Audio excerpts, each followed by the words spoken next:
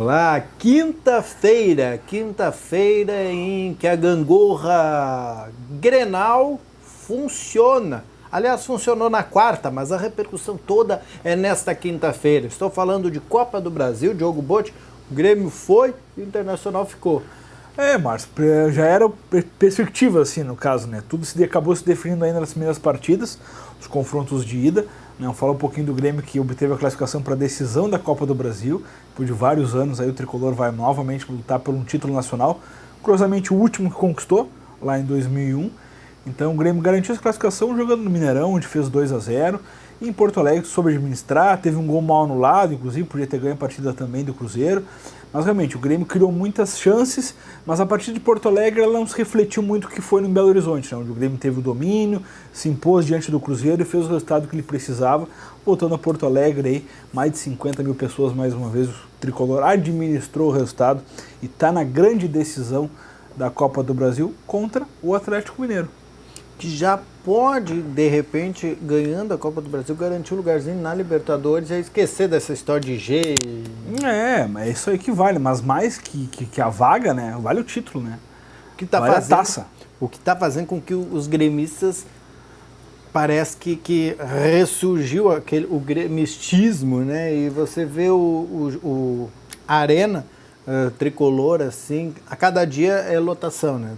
Recorde de público, de público. Agora jogando contra o Cruzeiro, recorde não, mas foi quase. Não, isso é a questão do orgulho do momento da equipe, né? O Grêmio vem muito bem aí, falando de Copa do Brasil, né? Vem com essa classificação arrebatadora contra o Cruzeiro, não tem que questionar a classificação do Grêmio, né? Não tem árbitro, não tem lance duvidoso, não tem nada. O Grêmio ganhou na bola, repetindo de novo, ganhou lá no Mineirão, onde garantiu essa classificação, e aqui em Porto Alegre administrou muito bem, né? O Renato impôs um novo Grêmio, vamos dizer assim, criou uma nova estrutura de ataque, de defesa, corrigiu a bola aérea, que era um problema crônico desde o início do ano, ou seja, o Grêmio chega com credenciais de favorito nessa final da Copa do Brasil.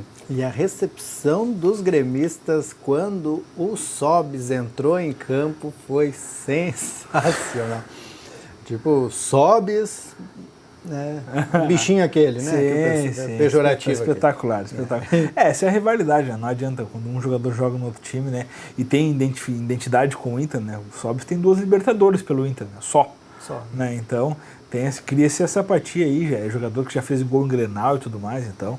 E entrou como para ser uma solução ainda para o Cruzeiro, que estava precisando do cara que metesse o golzinho e não deu. Mas o Mano Menezes foi meio que, vamos dizer assim, receoso demais nessa partida, né? O Cruzeiro vinha numa derrota de 2-0 em casa, né? Aí ele deixa o Ramon Ábila, um centroavante, que é trombador e tudo mais, mas é o artilheiro da equipe no ano.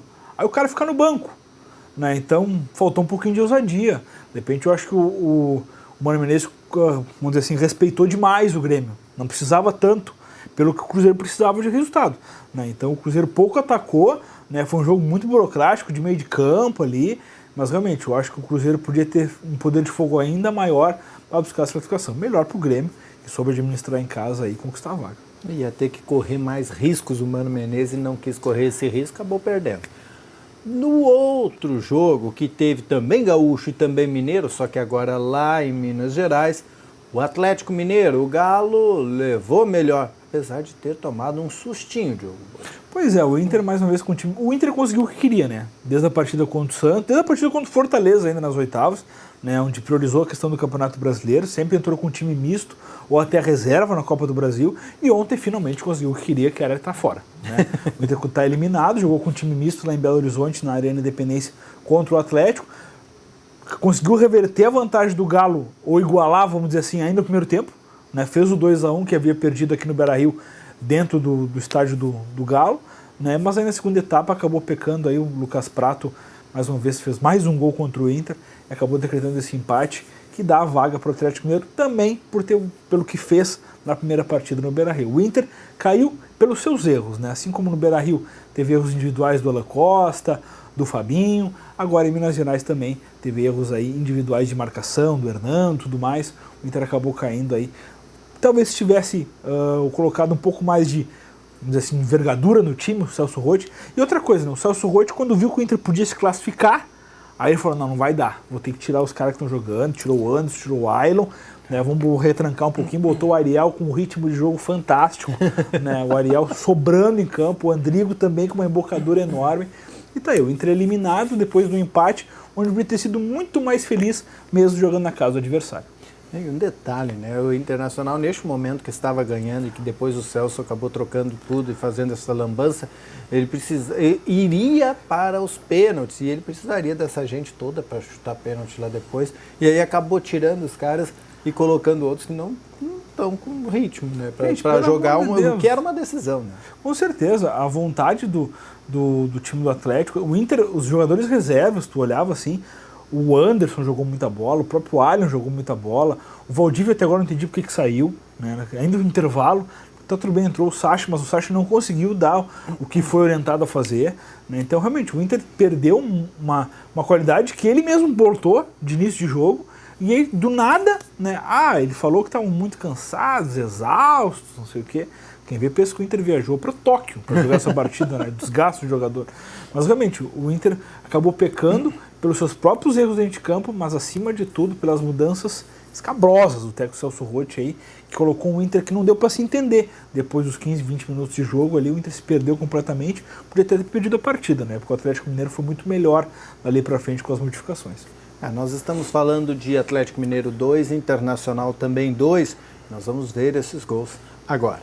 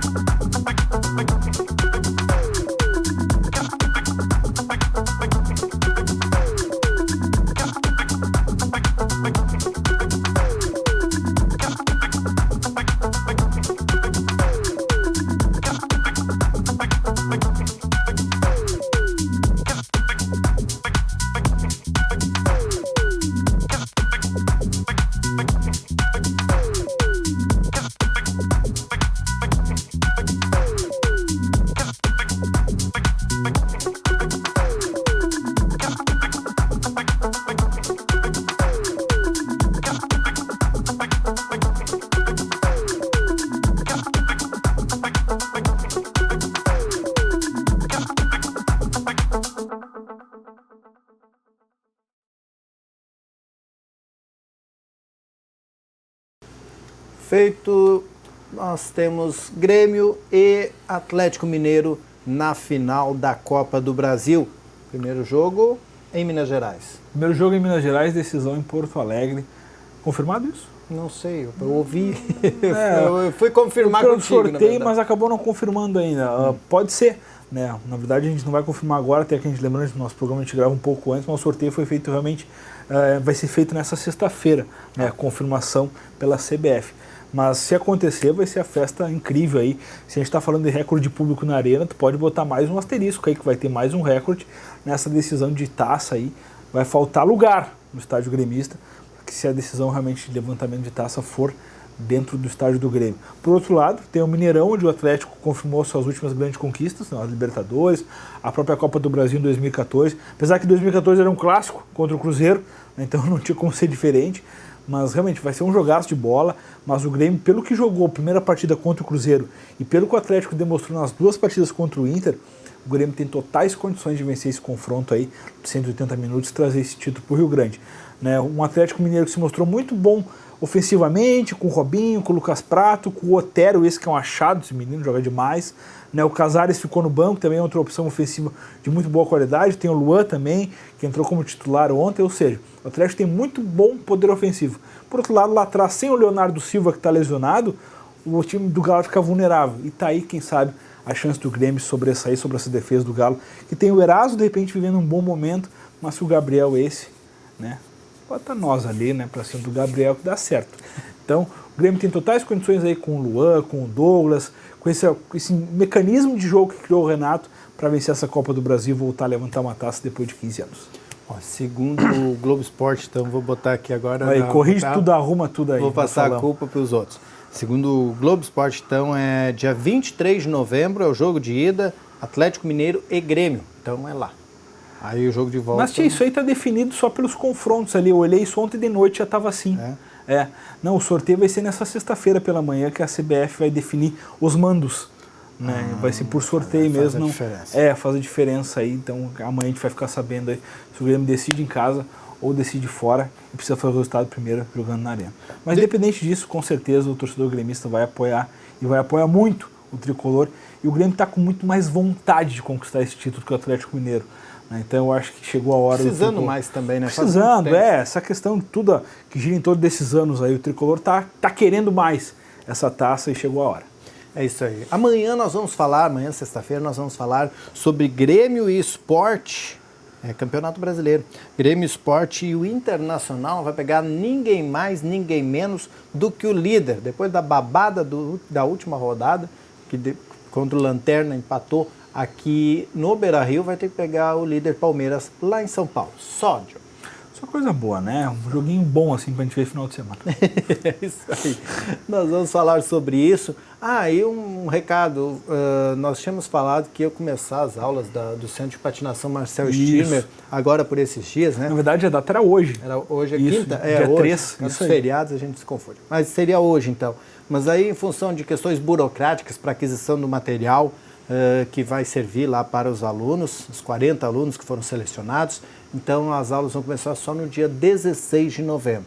Lá no Nelson Branquer, às 10 da manhã tem uma turma e às 1h30 da tarde, 1h30, 2 horas da tarde. Segundo o próprio Marcel, isso não afetou o planejamento dele com a questão dos professores e alunos, está tudo certinho. Continua tudo igual, né? Só mudou a data, então. 16 de novembro começa então, o Centro de Patinação Marcel Stirmer, aqui em Lajeado, no ginásio Nelson Branquer. Nós voltamos com o Papo de Boleiro amanhã, depois do Redação Informativa. Até mais. Abraço.